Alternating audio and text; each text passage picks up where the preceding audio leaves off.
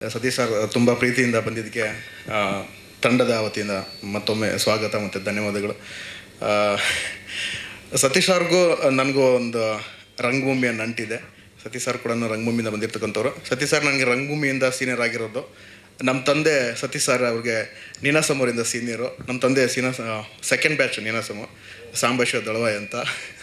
So ಅದೊಂದು ನಂಟು. So ಅವ್ರು ಬಂದಿದ್ದು ಒಂಥರ ಕೋಇನ್ಸಿಡೆನ್ಸ್ ಥರ ಆಗಿದೆ. ಸೊ ಮತ್ತೊಮ್ಮೆ ಸರ್ ತುಂಬ ಆತ್ಮೀಯ ಸ್ವಾಗತ. ನಾನು ಒಂದು ಕಥೆನ ಹೇಳಬೇಕು ಅಂತ ತುಂಬ ದಿನದಿಂದ ಕಾಯ್ತಾ ಇದ್ದೆ.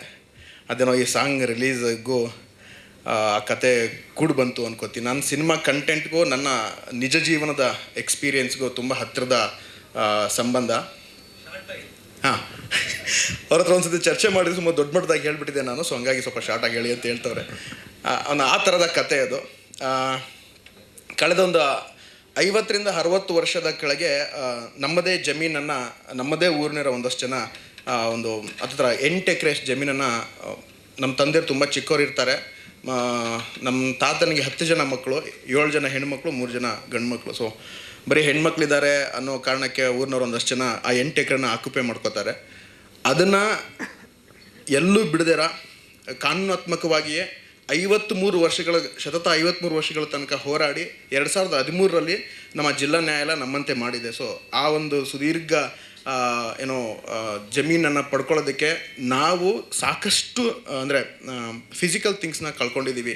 ನಮ್ಮ ಮನೇಲಿ ಸಾಕಷ್ಟು ಕುರಿ, ಎಮ್ಮೆ ಆ ಥರದ್ದೆಲ್ಲ ಸಾಕಷ್ಟು. ಪ್ರತಿ ಸತಿ ವಾರಕ್ಕೊಂದ್ಸತಿ ವಾಯ್ದಾಗ ಹೋಗ್ಬೇಕಾದ್ರೂ ಒಂದು ಕುರಿ ಮಾರೋದು ಅಥವಾ ಕುರಿ ಲಾಯರ್ಗೆ ಕೊಡೋದು, ಈ ಥರದ್ದೆಲ್ಲ ಮಾಡಿ ನಾನು ಅನುಭವಿಸಿಲ್ಲ. ಆದರೆ ನಾನು ನೋಡಿದ್ದು, ನಾನು ತುಂಬ ಚಿಕ್ಕನಿದ್ದಾಗ ನಮ್ಮ ತಂದೆ ಚಿಕ್ಕಪ್ಪರೆಲ್ಲ ಹೋದಾಗ ನಮ್ಮ ದೊಡ್ಡಪ್ಪ ಅಂತ, ರಾಮಕೃಷ್ಣಪ್ಪ ಅಂತ, ಅವರು ಬೆಂಗಳೂರಲ್ಲಿ ASI ಆಗಿ ರಿಟೈರ್ಡ್ ಆಗಿರೋ ರೈಲ್ವೆ ಡಿಪಾರ್ಟ್ಮೆಂಟು. ಸೊ ಈ ಬೆಂಗಳೂರಿಂದ ಪ್ರತಿ ವಾರ ಒಂದು ದಿನ ರಜಾಕ್ಕೆ ಅವರು ಕೂಡ್ಲಿಗಿಗೆ ಬಂದು ನಮ್ಮ ತಾಲೂಕಿಗೆ ಬಂದು ವಾಯ್ದೆ ಮಾಡೋರು. ಸೊ ನಮ್ಮ ದೊಡ್ಡಪ್ಪ ಅವರಷ್ಟು ಪರಿಶ್ರಮದ ಸಲುವಾಗಿ ನಮಗೆ ಆ 8 ಎಕರೆ ಜಮೀನನ್ನು ನಾನು ಕಾನೂನಾತ್ಮಕವಾಗಿ ಪಡ್ಕೊಳ್ಳೋಕೆ ಸಾಧ್ಯ ಆಯಿತು.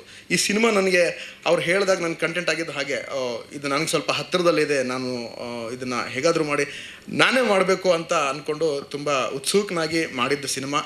ಆಮೇಲೆ ಕರ್ಣನ್ ಸರ್ ನನಗೆ ಫೋನ್ ಮಾಡಿ ಹೇಳಿದಾಗಲೂ, ಮೊದಲನೇ ಬಾರಿಗೆ ನನಗೂ ಯಾರೋ ಫೋನ್ ಮಾಡಿ ಹೀರೋ ಮಾಡ್ತೀನಿ ಅಂದಾಗ ಭಯ ಆಗುತ್ತೋ. ಅವ್ರು ನನ್ನ ನಾಟಕ ನೋಡಿ, ಸರ್ ಮಲೆಗಳಲ್ಲಿ ಮದುಮಗಳು ನಾಟಕದಲ್ಲಿ ಪಾತ್ರ ಮಾಡೋದೇನು, ಅದನ್ನು ನೋಡಿ ಅವ್ರು ನನಗೆ ಸಿನಿಮಾದಲ್ಲಿ ಕ್ಯಾರೆಕ್ಟರ್ ಕೊಡ್ತೀನಿ ಅಂದಾಗ ಖಂಡಿತ ಮಾಡೋಣ ಸರ್. ಆಮೇಲೆ ಪೂರ್ಣ ಸರ್ಗೂ ನನಗೂ ಒಂಥರ ನಂಟಿದೆ. ಪೂರ್ಣ ಸರ್ ಜೊತೆ ನಾನು ಭಾರತ ಭಾಗ್ಯದತ್ತ ಅನ್ನೋ dance, light and sound dance ಡ್ರಾಮಾದಲ್ಲಿ ಅಂಬೇಡ್ಕರ್ ಲೈಫ್ ಹಿಸ್ಟ್ರಿನೇ ಎಂಟೈರ್ 1.5 hour ಡ್ಯಾನ್ಸ್ ಮೂಲಕನೇ ನರೇಟ್ ಮಾಡ್ತೀನಿ. ಸೊ ಹಂಗೆ ಮೂಲಕ ನನಗೂ ಪೂರ್ಣ ಸರ್ಗೂ ಒಂದು ನಂಟಿದೆ. ಸೊ ಇದೆಲ್ಲ ಮೇಡಮ್ ಒಂದು ಒಳ್ಳೆ ಮಾತು ಹೇಳಿದ್ರು, ಇದು ಏನೋ ಆಗೋದು ಅಂತ, ಎಲ್ಲ ಸೇರಿ ಕೂಡಿ ಆಗೋದು. ಅದೇ ಥರ ಸಿನಿಮಾ ತುಂಬ ಚೆನ್ನಾಗಿ ಬಂದಿದೆ.